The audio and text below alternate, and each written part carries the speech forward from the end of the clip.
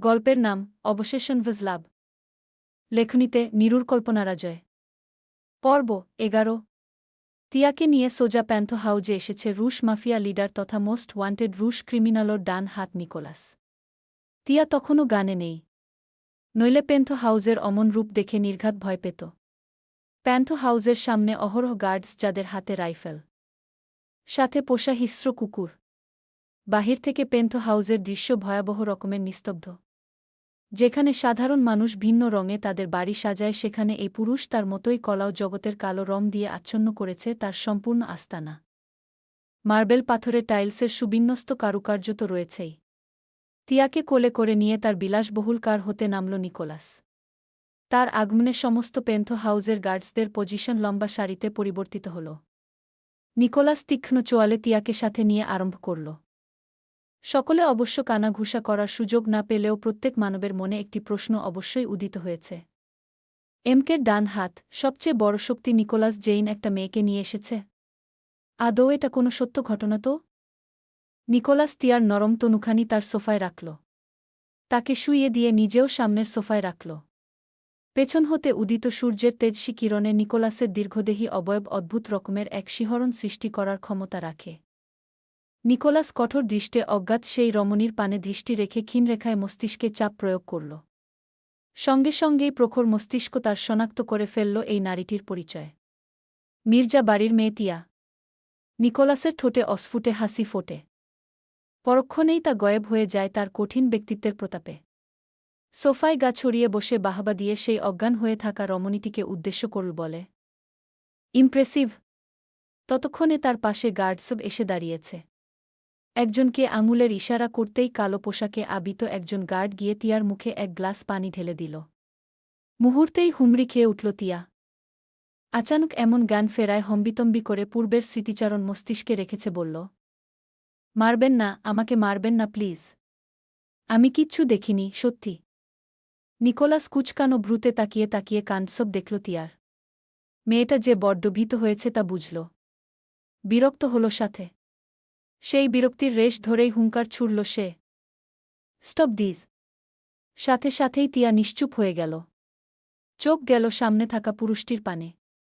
সুঠামদেহী নীল চোখের গভীরতায় তিয়ার মনে পড়ে যায় কিছুদিন আগেই সে এই পুরুষের উপর প্রথম দেখায় ক্রাশ খেয়েছিল। তিয়ার মস্তিষ্কে এই কঠোর মুহূর্তেও একটি উক্তি মস্তিষ্কে হানা দিল, আমার কোনো লাভ লস নেই, আমার জীবনটাই লস। এবার বাস্তবে ফিরে সে আশেপাশে তাকাতেই চকিতে ভীত হয়। আশপাশ সম্পূর্ণ কলাও রঙে আবিত, এমনকি সামনে দাঁড়িয়ে থাকা গার্ডগুলো। কেবল তার পরনেই ডার্ক রেড কালারের কাপড়। যেন মনে হচ্ছে এই অন্ধকার জগতের একমাত্র দীপ্তি সে। নিকোলাসের পানে আবারও নজর যেতেই ঢোক গিলে বলে, আমাকে যেতে দিন প্লিজ। আমি সত্যিই কিছু দেখিনি। নিকোলাস এক ভ্রু উঁচিয়ে বলে, দেখনি? তিয়া দুপাশে মাথা নাড়ে। নিকোলাস এবার আয়েশি ভঙ্গিতে বসে ভাবুক হয়ে বলে, now what should I do? চোখ দুটো উপরে ফেলি? না প্লিজ, এমন করবেন না। আমি কাউকে কিছু বলবো না। ইনফ্যাক্ট আমি সব ভুলে গিয়েছি। আহ, বড্ড কথা বলো তুমি মেয়ে। তিয়া মাথা নিচু করে বসে রইল। নিকোলাস দাঁড়িয়ে গেল।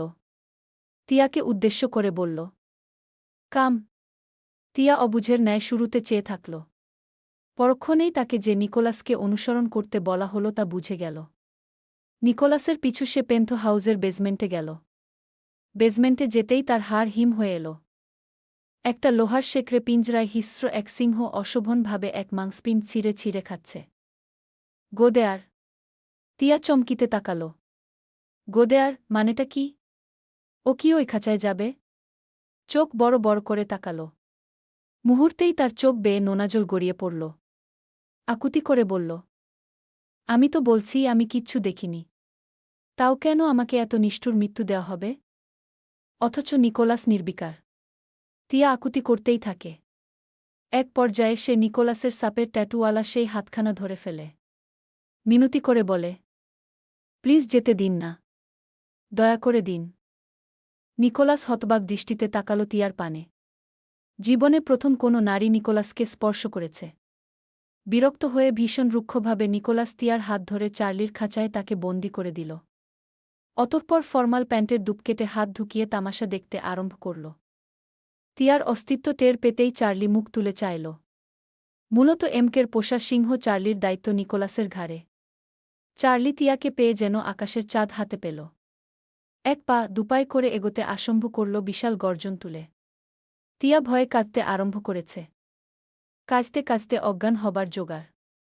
সিংহটি যখনই তিয়ার উপর আক্রমণ করবে তিয়া জীবনের শেষ মুহূর্তে নিকোলাসের নীল নেত্রে নজর নিবিষ্ট করল। করুণ চোখের চাহনিতে নিকোলাসের চোখ পড়তেই হুট করেই তার কপালের সকল ভাঁজ গায়েব হয়ে গেল। আচমকা হুঙ্কারে ফেটে পড়ল। Stop Charlie! সবে তিয়াকে টুকরো টুকরো করে ছেঁড়ার জন্য তিয়ার উপর ঝাঁপিয়ে পড়ার প্রস্তুতি নিচ্ছিল। তবে হঠাৎ এলার্টে সে সাবধান হল।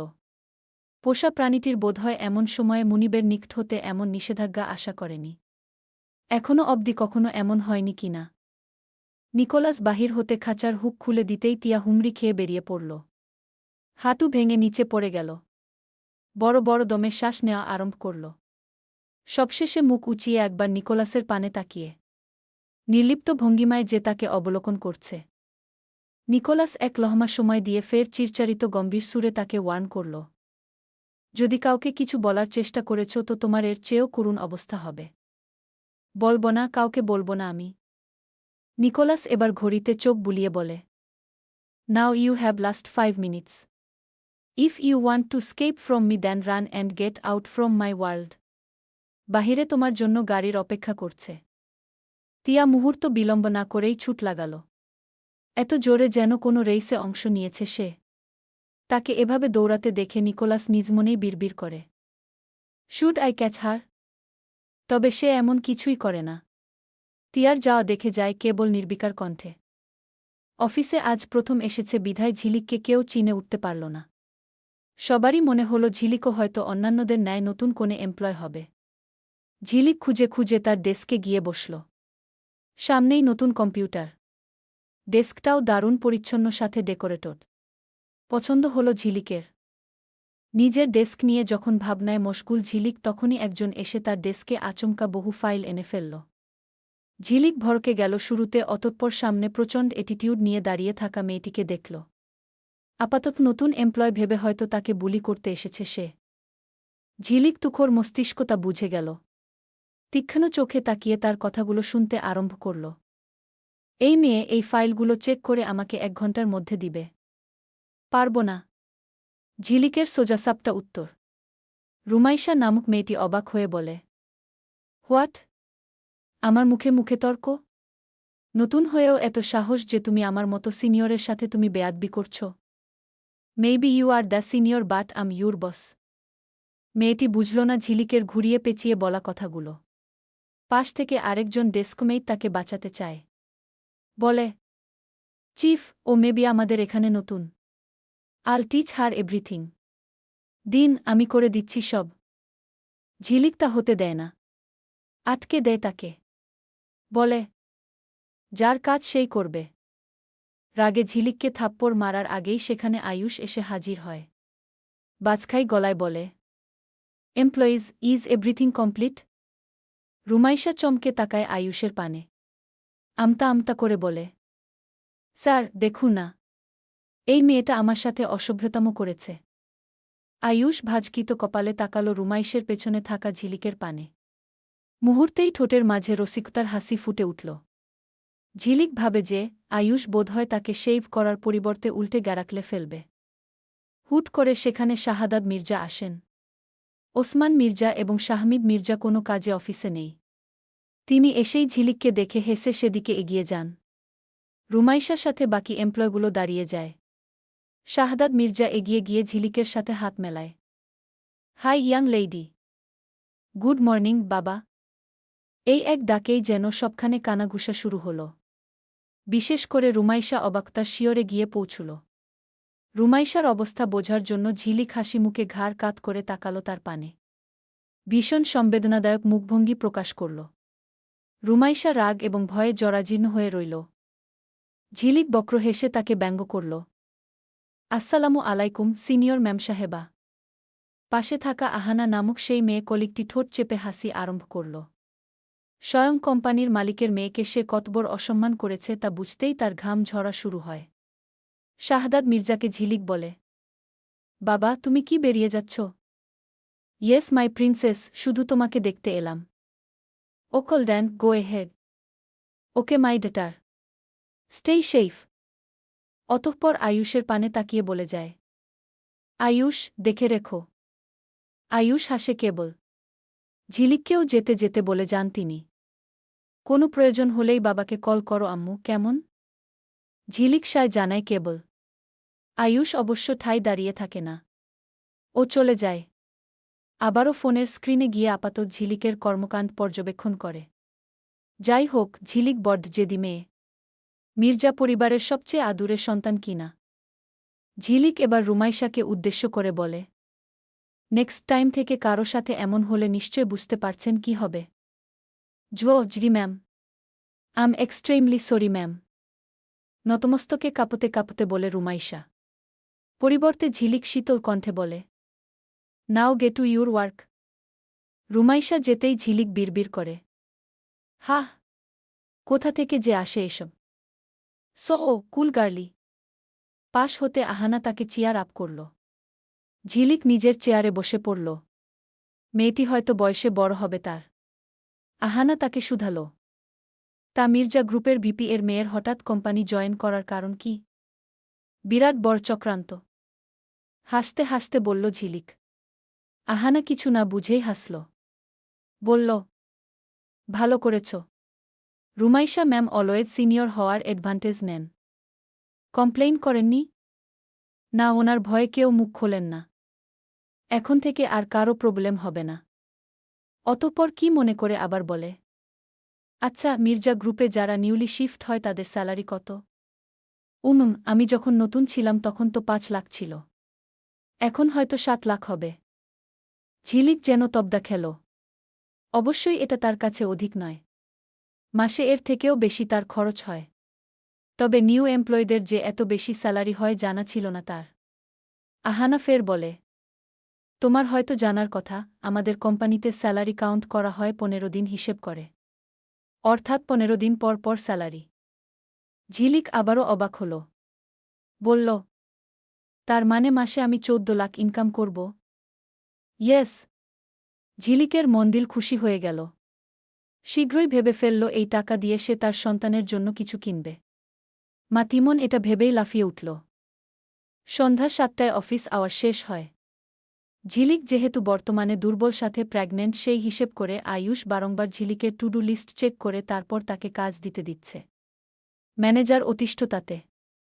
তাদের চেকিং এর কিছুক্ষণের মাঝেই সেখানে একটি পুরুষ এসে হাজির হল। আয়ুষ তাকে দেখে ঘড়ির পানে তাকাল। বলল, perfect timing.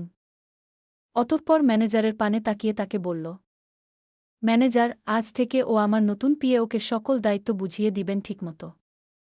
Is it clear? Yes sir. লম্বাচোরা সুঠামদেহী পুরুষটি দেখতে বড্ড প্রফেশনাল ধাঁচের। নাম তার কৌশিক, আফিম শাহ কৌশিক।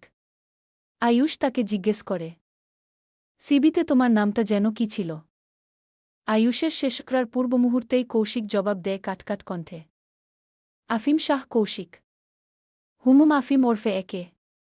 আয়ুষ আফিমের পানে তাকিয়ে মুচকি হাসে। তার দেখাদেখি কৌশিকও হেসে ওপর নিচ মাথা নাড়ে। অতঃপর ম্যানেজারের সাথে কৌশিককে নিয়ে যাওয়া হয় তার কাজ বুঝিয়ে দেওয়ার জন্য। অফিস আওয়ার শেষ হয়েছে কিছুক্ষণ আগেই। অফিস আওয়ার শেষ হতেই ঝিলিক বেরোনোর জন্য পা বাড়ায়। অফিসের সকলেই তখন প্রায় চলে গিয়েছে। এমনকি আয়ুষও নেই। ঝিলিক নিচে গেলেও তাকে আবারও ফিরে আসতে হয় অফিসে। তার ফোনটা সে ফেলে গিয়েছে কিনা। ঝিলিক ফিরতি লিফট বেয়ে আবারও অফিসে আসে। তখন আশপাশটা সম্পূর্ণ শুনশান। ঝিলিক নিজের ডেস্কেই ফোনখানা পেল। পেয়েই হাসি ফুটল মুখে। তবে ফিরে আসার সময় বাধল এক বিপত্তি। হুট করে অফিসের সম্পূর্ণ ইলেকট্রিসিটি অফ হয়ে গেল। হুট করে পুরো অফিসে সে একা হয়ে পড়ল। 2-1 মিনিট বাদেই জেনারেটর আসবে ভেবে ফোনের ফ্ল্যাশ লাইট অন করার আগেই হাতে অচেনা কারো স্পর্শে সে কেঁপে উঠল। তখনই জেনারেটর অন হয়ে গেল। ঝিলিক তড়িতে আশেপাশে তাকাল। উহু! কোথাও কেউ নেই। কোথাও না। ঝিলিক ঘাবড়াল। তবে অফিসে কি কোনো ঘাতক লুকিয়ে? ভয়ে ভয়ে সে নিজের হাতের পানে তাকাতেই চক্ষু চড়ক গাছ। একটা চিরকুট। ঝিলিক তা দেখেই মুঠোবন্দি করে ফেলে হাত। এখন চিরকুটটা দেখা অনুচিত হবে ভেবে নিজেকে স্বাভাবিক রাখার চেষ্টা করল সে। অতঃপর পায়ে বেরিয়ে এলো অফিস থেকে। নিচে এসে সে যখন চিরকুটটা দেখবে নাকি দেখবে না সে চিন্তায় বিভের তখনই সে দেখতে পেল সামনে দুটো গাড়ি। সাথে তার অতি পরিচিত দুজন দাঁড়িয়ে গাড়ির সাথে হেলান দিয়ে। তার ভ্রু আপনা-আপনি কুঁচকে গেল। তাদের দেখেই শুধাল, তোমরা এখানে কি করছ? শায়ন মুচকি হেসে এগিয়ে যায় তার পানে। বলে, আয়ুষের সাথে একটা কাজ ছিল তাই আর কি। তা তুমি এতক্ষণ এখানে? একটু লেট হয়ে গিয়েছিল তাই আর কি। আয়ুষ ঝিলিকের পানে তাকিয়ে বলে, গাড়িতে গিয়ে ওঠো। গাড়িতে? ঝিলিক নির্বিকারে বলে, হ্যাঁ গাড়িতে। এই শরীরে বাইক চালানোর পারমিশন কে দিয়েছে তোমাকে? মেজো আব্বু আমাকে তোমার দায়িত্ব দিয়ে গিয়েছে। সো ফাস্ট গাড়িতে গিয়ে বসো। ঝিলিক হাসে। হাসতে হাসতে পা বাড়িয়ে এগিয়ে যায়। ব্যঙ্গ করে বলে, ইন ইউর ড্রিমস। বলেই ঝিলিক চলে যায় বাইক নিয়ে। আয়ুষ তার দিকে তাকিয়ে থাকে রুক্ষ চেহারায়। তা দেখে শায়ন কুটকুটে হাসে। আফসোসের সুর তুলে বলে, উফ, কোথায় যেন কার হৃদয় ভাঙছে। হাসতে হাসতেই গাড়িতে উঠে বসল। আয়ুষ একবার ওর দিকে তাকিয়ে নিজেও গাড়িতে উঠে বসল। সামনে ঝিলিকের বাইক এবং সাথে পেছনে শায়ন আর আয়ুষ। তিনটি যান্ত্রিক গাড়ি একে অপরের কাছাকাছি। এভাবেই তারা পৌঁছাল মির্জা বাড়িতে পৌঁছাল তিনজনই। ড্রয়িং রুমে তখন ছোটদের আড্ডার আসর। তাদের তিনজনকে ঢুকতে দেখে নির্ঝর এগিয়ে এলো ঝিলিকের পানে। বলল, আমার তো বিশ্বাসই হচ্ছে না যে তুই বাইকও রাইড করতে পারিস। এখন চাবি দে প্রিন্সেস। ঝিলিক কিছু বলার আগেই তোতা বলে, মির্জা বাড়ির মেয়ে বলে কথা। মা থাকলে নির্ঘাত বকা খেতে তুমি ভাইও। ঝিলিকও অফিস জয়েন করল অথচ তোমার কামব্যাক এখনো হল না। বলেই হাসা আরম্ভ করল। নির্ঝর একবার কোনা চোখে তাকিয়ে শাসায়। ঝিলিক তিয়া আর ঐশীকে আসরে দেখতে না পেয়ে শুধায়, তিয়া আপু আর ঐশী আপু কোথায় ছোট ভাইউ?